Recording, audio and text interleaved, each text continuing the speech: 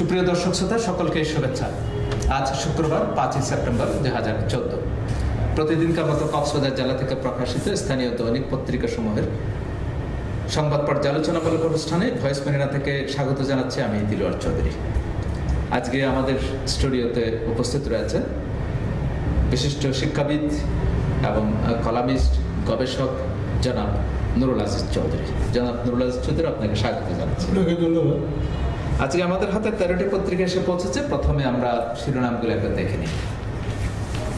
দৈনিক কক্সবাজার, পুলিশের সহায়তায় চলছে মানব পাচার। বাংলাদেশেও নজর আল কায়েদার। কক্সবাজার 20 দলীয় জোটের প্রতিনিধি সভা অনুষ্ঠিত, ডিসেম্বরের মধ্যেই এই সরকারের পতন হবে। আজকের দেশ বিদেশ, 19 বছরে 862 কোটি 27,71,440 টাকা রাজস্ব আয়। টেকনাফ মন্ডু সীমান্ত বাণিজ্য 20 বছরের পদার্পণ। তীব্র যানজটে অতিষ্ঠ শহরবাসী। 20 দলীয় জোটের প্রতিনিধি সভায় জাতীয় নেতৃবৃন্দ, হয় আন্দোলনে সফল হতে হবে নয়তো মৃত্যু। পৃথক কর্মশালায় পিআইবির মহাপরিচালক, সম্প্রচার নীতিমালা পাঠ করার পর আলোচনা করুন। প্রতিনিয়ত হয়রানি হচ্ছে নিরীহ যাত্রী সাধারণ মানুষ। কেন্দ্রীয় বাস টার্মিনাল এলাকায় সক্রিয় ভয়ঙ্কর অপরাধী চক্র। দৈনিক রূপসী গ্রাম, টেকনাফে বিজিবি চোরা কারবারি সংঘর্ষ, এক চোরা কারবারি গুলিবিদ্ধ। নাইকুমচরিতে সহস্রাধিক গাছ রাতের উপরে ফেলেছে দুর্বৃত্তরা। সম্প্রচার নীতিমালার বিরোধিতা খুবই দুঃখজনক। 3 দালাল সহ মালয়েশিয়াগামী 22 জন আটক। দৈনিক সমুদ্র বার্তা, অস্বাস্থ্যকর ও নোংরা পরিবেশে তৈরি হচ্ছে বেকারি পণ্য, হুমকিতে জনস্বাস্থ্য। পৃথক কর্মশালায় পিআইবির মহাপরিচালক, সম্প্রচার নীতিমালা পাঠ করার পর আলোচনা করুন। চকরিয়ায় আগুনে বসতবাড়ি পুড়ে ছাই। টেকনাফে বিজিবি চোরা কারবারের সংঘর্ষে গুলিবর্ষণ, আটক 1। আমরা এখানে একটা সর্বশেষ করে নিয়ে দেখতে পাচ্ছি, অস্বাস্থ্যকর নোংরা পরিবেশে বেকারির পণ্য তৈরি হচ্ছে। আমাদের জনস্বাস্থ্য স্বাভাবিকভাবে, স্থানীয়ভাবেও কিন্তু বেকারের অনেক পণ্য হয়, প্রস্তুত হয়। বিভিন্ন পণ্য আবার বিভিন্ন চট্টগ্রাম থেকেও, বৃহত্তর চট্টগ্রাম থেকেও আমদানি করা হয়। যে এই ব্যাপারে আপনার মন্তব্য কি? এটা শুধু আমাদের কক্সবাজারের জন্য নয়, সারা দেশে এটা যারা এই সমস্ত কাজ করেন তারা নিজেরা পরিষ্কার পরিচ্ছন্ন দেখেন না, তারা নোংরা হাতে কাজ করেন, অনেক কিছু হয়। এগুলি বিশেষ করে স্বাস্থ্যের দিক দিয়ে খেয়াল রাখেন না। আর যারা এগুলি মালিক, এদের খেয়াল রাখা উচিত যাতে অপরিষ্কার ময়লাভাবে এই সমস্ত জিনিস তৈরি না হয়। আর এগুলি পর্যবেক্ষণ করার জন্য আমাদের এখানে টিম রয়েছে, পর্যবেক্ষণ টিম। তাদেরও মাঝে মাঝে এগুলি তদারক করা উচিত এবং তাদের মাঝে মধ্যে তদারক করা হয়, জরিমানাও করা হয়, কিন্তু আবার সেই অবস্থা। কারণ আমাদের ওই একটা আছে না, কয়লা জায়গা কয়লা, সেজন্য বারবার এরকম হয়। তবে এগুলি মানে সবসময় যদি করার নজর থাকে তাহলে পুরোপুরি নির্মূল না হলে কিছুটা কমার সম্ভাবনা রয়েছে। এটা আমার মনে হয় 1 মাস বা 2 মাস ব্যাপী একটা ক্রাশ প্রোগ্রাম নিয়ে প্রতিদিন যদি একটা টিম যদি গত সিজনে খুব কমই হয়েছে, পুরোপুরি না হলো যথেষ্ট যারা ফলনের বাসী তারাও সতর্ক হয়েছে। এটার ক্ষেত্রে যদি ওভাবে বিভিন্ন খাদ্য সামগ্রী, এটা তো অত্যন্ত মারাত্মক জিনিস। কারণ আমাদের স্বাস্থ্য অনেক ধরনের দুরারোগ্য ব্যাধিতে, খাদ্য থেকে দুরারোগ্য ব্যাধিতে আক্রান্ত হয়। কারণ এখন মানুষের বেশিরভাগ রোগাক্রান্ত সংখ্যা বেড়ে যাচ্ছে নানান রকম। সুতরাং এই খাদ্যে যদি এরকমভাবে হয় তাহলে মানুষ রোগীর সংখ্যা দেশের মধ্যে আরো বেশি বেড়ে যাবে। কারণ খাদ্য তো অবশ্যই মানুষ গ্রহণ করতে হবে, সেটা তো অ্যাভয়েড করতে পারবে না মানুষ। বাঁচার জন্য তো খাদ্যের প্রয়োজন আছে, অতএব এই বিষয়টাকে নিশ্চিত করা খুবই জরুরি। আমাদের টেকনাফ মংডু বা আমাদের বাংলাদেশ মায়ানমারের সীমান্ত বাণিজ্য, বাংলাদেশ মায়ানমারের সাথে অনেক ঘটনা আছে, আরো কিছু কিছু বিষয় আছে, আমরা পরবর্তীতে আলোচনা করব। কিন্তু প্রথমেই আমরা একটু আনন্দদায়ক যে বিষয়, পজিটিভ যে বিষয়, ইতিবাচক যে বিষয়টা আমরা চলে পড়ছে, বাণিজ্যের 20 বছর পদার্পণ হয়েছে আমাদের টেকনাফ মায়ানমার। এটা 19 বছরে প্রায় 862 কোটি টাকা রাজস্ব আদায় হয়েছে, এই বিষয়টাকে আপনি কিভাবে দেখছেন? আমি এটাকে ইতিবাচক বলে ধরছি। এগুলি আগে অনেক আগে যদি শুরু হতো তাহলে আমরা লাভবান হতাম। বিশেষ করে ভারতে অনেক আগে থেকে সীমান্ত বাণিজ্য চালু রয়েছে, কিন্তু বার্মা বা মায়ানমারের সঙ্গে ছিল না।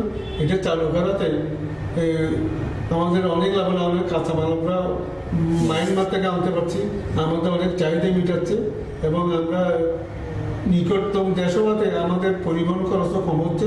এটা আমাদের জন্য উপকারী। তাছাড়া আমদানি হোক রপ্তানি হোক রাজস্ব আদায় হচ্ছে, রাজস্ব আদায় হচ্ছে, আমাদের ব্যবসায়ী জন্য লাভবান হচ্ছে। আর চোরাচালান যাদের আছে পুরোপুরি বলতে না হলো এগুলো অনেকটা কমাতে সাহায্য করে, সহায়তা করে। অন্তত সরকার কিছুটা লাভবান হবে। আমাদের সীমান্ত মানুষ আরো বাড়ানো উচিত।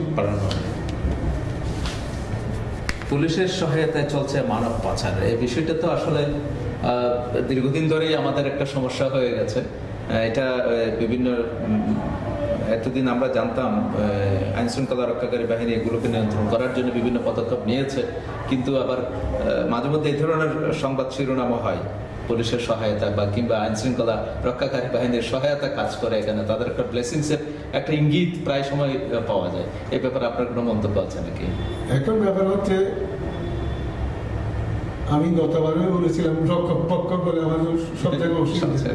তো এটা যদি সত্যি যদি হয়ে থাকে তাহলে কি তদন্ত করে ওদের বিভাগীয় রয়েছে, তাদের বিভাগীয় হয়তো মুসলিমের কয়েকজন হয়তো একটা জড়িত হয়ে যেতে পারে, সমস্ত দায়ী করা যায় না। এখানে হয়তো শতকরা 4-5 জন এগুলি করে। এখানে যথেষ্ট সৎ মানুষ আমি নিজেও দেখেছি, আজকাল শিক্ষিত ছেলেমেয়েরা ওখানে আসছে, আগের চাইতে অনেক উন্নতি হয়েছে। তাদের মান, তাদের সরকার এগুলি যদি করার নজর থাকে, তার বিশেষ করে উপস্থিত অফিসারগণ, তাহলে এগুলি বন্ধ হতে পারে। দৈনিকে বাকখালী, হাসিনাকে উৎখাতে মার্কিন তৎপরতা, বাংলাদেশে ঘাঁটি গাড়তে চায় নিষিদ্ধ আল কায়েদা। জওয়াহিরির বার্তা নিয়ে মন্ত্রিসভায় আলোচনা হবে। সাংবাদিকদের রাজনীতিবিদ হওয়া উচিত নয়, কক্সবাজার পিআইবির কর্মশালার সমাপনীতে শাহ আলমগীর। ফারুকী হত্যা, 6 টিভি উপস্থাপকের বিরুদ্ধে মামলা। দৈনিক আপন কণ্ঠ, হয় আন্দোলনে সফল হতে হবে নয়তো মৃত্যু, 20 দলীয় জোটের প্রতিনিধি সভায় জাতীয় নেতারা। পেকুয়ায় গৃহবধূকে পিটিয়ে হত্যা, 22 নারীজ বুনিয়া পুলিশ ফাঁড়ি সড়কের বেহাল দশা। নাকিমচুরিতে পুলিশ কনস্টেবল হাসপাতাল কর্মচারীর মৃত্যু। দৈনিক সাগর দেশ, আন্তর্জাতিক ষড়যন্ত্রের কবলে দেশ। বিএনপিতে নেতায় নেতায় জিরো টলারেন্স। শহরের আবাসিক হোটেল থেকে 3 দালাল আটক 12। টেকনাফে 10 বস্তা 700 গুলিবিদ্ধ পাচারকারী আটক। দৈনিক সৈকত, আল কায়েদার দক্ষিণ এশীয় শাখা, আন্দোলনের সফল নয়তো মৃত্যু। সার পাচারকারী বিজিবি সংঘর্ষ, গুলিবিদ্ধ পাচারকারী আটক। মিয়ানমার থেকে একদিনে 268টি গবাদি পশু আমদানি। কক্সবাজার ও চকরিয়ায় 19 মালয়েশিয়াগামী যাত্রী উদ্ধার, 3 দালাল আটক। বিএনপির উপর ক্ষুব্ধ এখন জামায়াত। আচ্ছা, এখানে আমরা একটা বিষয়, স্পর্শকাতর একটা বিষয়, প্রায় সকল পত্রিকায়, যদিও এটা জাতীয় এবং আন্তর্জাতিক বিষয়, স্থানীয় পত্রিকাতেও গুরুত্ব পেয়েছে, আমরা জাতীয় পত্রিকাতেও দেখেছি। এই যে আল কায়েদার একটা বিষয় বাংলাদেশে, মানে ভারতে ঘাঁটি করার একটা নির্দেশনা বর্তমান যে প্রধান হিসেবে কাজ করছেন জওয়াহিরি, বাংলাদেশকেও তার নজরে রাখা হচ্ছে, মায়ানমারকেও রাখা হচ্ছে। এটা তো আমাদের জন্য অত্যন্ত আশঙ্কার বিষয়। এটা এমনিতেই আমাদের জঙ্গিবাদের উত্থানের ব্যাপারে অনেক কথা হয়েছে, যদিও এখন নিয়ন্ত্রণে রেখেছে বর্তমান সরকার, ব্যাপারে খুব কঠোর পদক্ষেপ গ্রহণ করেছে। এই বিষয়টাকে আপনি কিভাবে দেখছেন? আমি গত রাত্রে টিভি নিউজে এটা দেখেছি। আমি এটা দেখে খুব আতঙ্কিত হয়েছি যে আল কায়েদা এভাবে যে যদি ঘাঁটি করতে চায়, জানি না কতটুকু সত্য। যদি এটা আমাদের জন্য খুব মারাত্মক হবে, শুধু রাষ্ট্র বলবো না, যে মুসলমান সম্প্রদায়ের জন্য মারাত্মক। কারণ পৃথিবীর কাছে যাদের মুসলমান সম্প্রদায়েরা একটা জঙ্গি, তারা পোড়া, তারা মানুষ খুন করে, এই যে খুনি জাতি, এই যে ইসলাম মানে যে শান্তি, এই জিনিসটা যাতে না, এটা মুছে ফেলতে একটা তৎপরতা। এরা আসলে কোনো মুসলমানের বন্ধু নয়, এরা মুসলমানের ক্ষতিগ্রস্ত করার জন্য ইসলামের ক্ষতি করছে তারা। যেমন আমি উত্তর ইরাকে যে গ্রুপটা রয়েছে, তারা নাকি হযরত ইউনুস হযরত সিরাজ ইসলামের মাজার কবর টবর ভেঙে ফেলতেছে, যেগুলি আজকে হাজার হাজার বছর হযরত ইউনুস ইসলাম আমাদের হযরত ঈসার জন্মের আগে মুসার জন্মের এত বছর ধরে যদি এগুলো টিকে থাকতে পারে, হঠাৎ রাতারাতি এগুলি ভেঙে ফেলার জন্য এটা কি এটা করে মুসলমানদের মনের মধ্যে একটা আতঙ্ক সৃষ্টি করা, আর পৃথিবীর অন্যান্য ধর্মীয় লোকদের কাছে মুসলমানদের একটা ভাবমূর্তি বিনষ্ট করা একটা গভীর ষড়যন্ত্র বলে আমার মনে হচ্ছে। এটা আসলে কোনো মুসলিম বিশ্বের বন্ধু নয়, মুসলিম জাতির কোনো বন্ধু বলে আমার মনে হয় না। আমাদের সরকার হয়েছে তাদের এই ব্যাপারে এদের প্রতি একটা নজর থাকা উচিত এবং ব্যবস্থা গ্রহণ করা উচিত।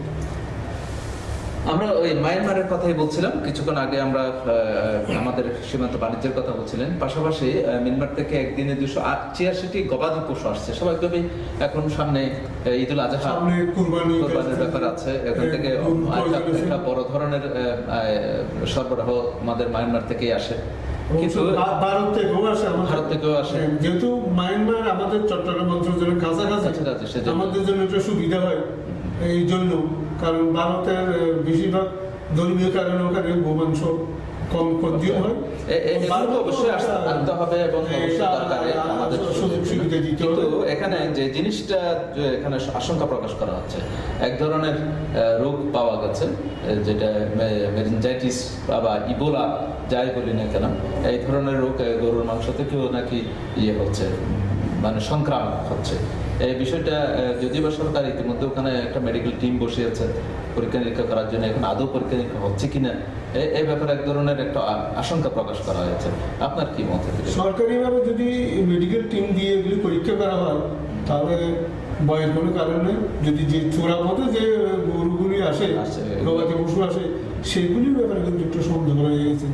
এগুলির ব্যাপারে আমার মনে হয় কোনগুলি সরকারি সিল সাপোর্ট থাকে এগুলি দিয়ে যদি গরু কিনা হয় তাহলে কিছুটা নিরাপদ হবে, স্বাস্থ্যের জন্য নিরাপদ হবে আমরা বিশ্বাস।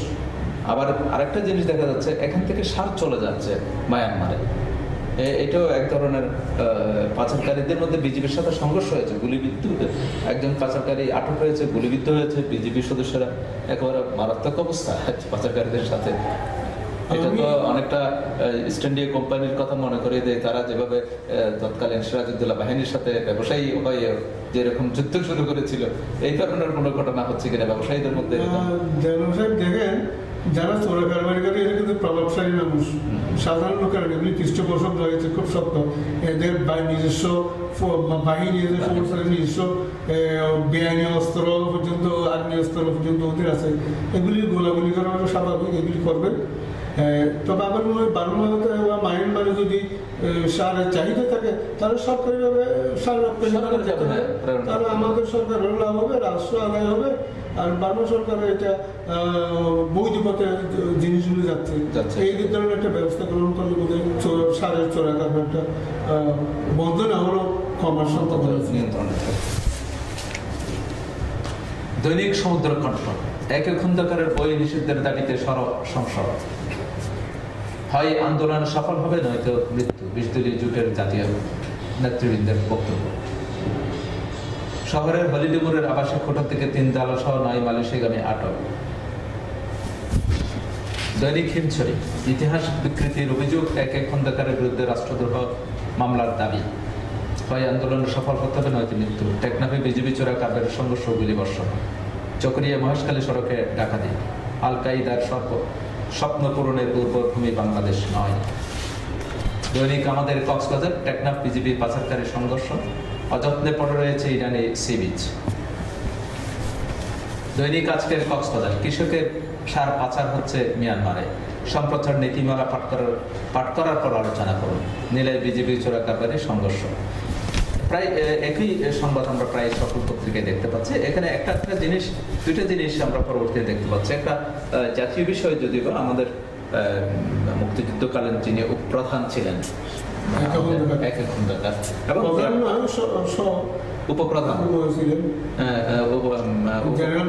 ছিলেন প্রধান, চিফ অফ কমান্ডার, উনি হচ্ছেন ডেপুটি চিফ অফ কমান্ডার ছিলেন। উনি যদিও বিমান বাহিনীর ছিলেন। ওনার সম্প্রতি বোধহয় একটি বই বেরিয়েছে, সেখানে বোধহয় কিছু ইতিহাস বিকৃতির এক ধরনের অভিযোগ বা অনুযোগ স্থাপিত হয়েছে। এটা একটা বিষয়। আরেকটা বিষয় আমরা দেখতে পাচ্ছি, অযত্নে পড়ে রয়েছে ইনানি সি বিচ। আমাদের ইনানিতে হচ্ছে আমাদের পর্যটনের জন্য অত্যন্ত একটা মর্যাদাকর এবং খুবই সৌন্দর্যমণ্ডিত এবং বিশেষ করে ব্যতিক্রমী পাথরের যে বীচ রয়েছে, সে কারণে এটা পর্যটকদেরকে অন্যভাবে এটা আকর্ষণ করে থাকে। এটা অযত্নে পড়ে রয়েছে, তার মানে এটা পরিচর্যা করার কি সরকারিভাবে বা পর্যটন ডিপার্টমেন্ট কোনো ধরনের উদ্যোগ হয়তো গ্রহণ করছে না, এই ধরনের একটা অভিযোগ দেখা যাচ্ছে। আপনার কি মন্তব্য? ইনানি হচ্ছে আমাদের কক্সবাজার সমুদ্র সৈকতের মধ্যে একটু ব্যতিক্রম, কারণ আমাদের এখানে সৈকতে কোনো পাথর নেই, পাথর রয়েছে। এটা এক ধরনের সৌন্দর্য, যখন ঢেউগুলি সেই পাথর আশ্রয় করে একটা অপূর্ব সৌন্দর্য সৃষ্টি করে। তবে আমরা যখন 97 সালের দিকে ইনানিতে গিয়েছিলাম, যে সৈকতের যে প্রচুর পাথর ছিল এগুলি কেমন করে আস্তে আস্তে কমে যাচ্ছে। আমার মনে হয় সন্দেহ হয় কিছু কিছু পাথর বোধ হয় চুরি হচ্ছে। নির্মাণ কাজের মধ্যে এগুলো সতর্কতা, এভাবে যদি পাথর যদি কমে যায় তাহলে ওই সি বিচের ভাঙনের সম্মুখীন হতে পারে ইয়ের মতো, হিমশলির মতো। এগুলি খেয়াল রাখা উচিত, কারণ এই পাথরগুলি আমাদের সৈকতকে এই ব্যাপারে আমি আরো একটা ব্যাপার, নির্মাণের জন্য যে পাথরের ব্যবহার করতে হয় সেটা কিন্তু নির্ধারিত আছে। এটা সিলেটের যে পাথর, না এটা কিন্তু এই পাথরটা কিন্তু নোনা পাথর দিয়ে কিন্তু নির্মাণ কাজের জন্য উপযোগী, সঠিক নয়, উপযোগী না। হ্যাঁ, কিন্তু ব্যবসায়ীরা আসলে এর জন্য অধিক লাভের জন্য এটা করে থাকে। আর যারা নির্মাতারা এগুলি কি নোনা বর্ধিত পাথর নাকি এখানে ওই এলাকার পাথর, পাহাড়ি এলাকার পাথর খেয়াল করবে, এটা সেটাই। এই বিষয়টা আসলে সকল ডিপার্টমেন্টের দৃষ্টি রাখা উচিত। বিশেষ করে পর্যটন বিভাগ যদি এটা এখানে কঠোর পদক্ষেপ নেয়, পৌর বিভাগও রয়েছে, হ্যাঁ সবকিছু জেলা প্রশাসন রয়েছে, সম্মিলিতভাবে যদি এই যে আবার বিচ ম্যানেজমেন্ট কমিটির আওতা আছে কিনা আমি জানি না। পাথর এখানে এলাকা থেকে যে ট্রাক নিয়ে যাবে পাথর নিশ্চয়ই লোকজনের চোখে পড়বে, এটা তড়িৎভাবে ইনফর্ম করা উচিত, যাতে এগুলো আটক করা হয়, ধরা হয় কারা এদের সঙ্গে জড়িত। আসলে আমাদের জনসচেতনতা, জনগণের মধ্যে যদি দেশপ্রেম যদি জীবিত না হয়, মানুষকে বুঝাতে হবে এই যে পাথর উঠে গেলে যে ক্ষতি হবে, আমাদের যে বিরাট সৈকতগুলি নষ্ট হয়ে যাবে, এগুলি ব্যাপারে মানুষকে সচেতন করতে হবে, সজাগ করতে হবে। এটাই হচ্ছে আমাদের বড় সমস্যা। তো যাই হোক, আমরা আরো টুকিটাকি বেশ কয়েকটি বিষয় ছিল, আমরা সময়ের অভাবে আজকে আমরা এখানে শেষ করছি। আপনাকে এতক্ষণ আপনি সময় দেওয়ার জন্য আপনাকে অসংখ্য ধন্যবাদ। আপনাকেও ধন্যবাদ, ভাইস মেরিনিয়াকেও ধন্যবাদ। সুপ্রিয় দর্শক শ্রোতা, এতক্ষণ আপনারা সংবাদ পর্যালোচনামূলক অনুষ্ঠান দেখলেন। এই অনুষ্ঠান দেখার জন্য এবং ভয়েস মেরিনার যে কোনো অনুষ্ঠান দেখার জন্য ভিজিট করুন www.voicemarina.com। আপনাদের সাথে আবার দেখা হবে আগামীকাল একই সময়ে নতুন করে সংবাদ নিয়ে। সে পর্যন্ত ভালো থাকুন, নিরাপদে থাকুন। সকলকে ধন্যবাদ।